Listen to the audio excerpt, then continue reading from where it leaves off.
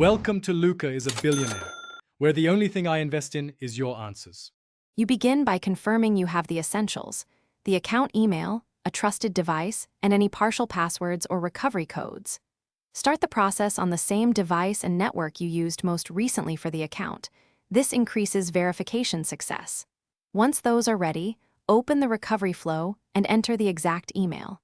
Make sure to note any error messages and the time you try.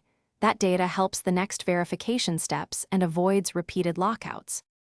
Next, focus on proving ownership.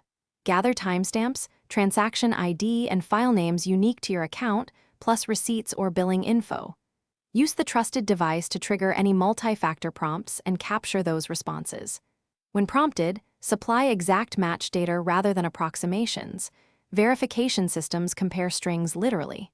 If asked for recent activity, list specific file names and dates. Keep your explanations concise but precise. Clear facts reduce back and forth and expedite recovery. Finally, submit the recovery form with every piece of evidence attached and a clear timeline of access. Be explicit.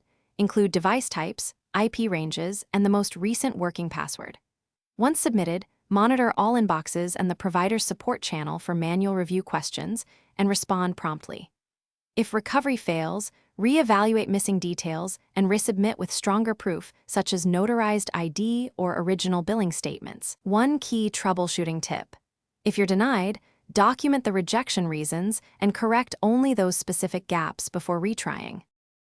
Thanks for watching and please subscribe. It's the best investment you'll ever make.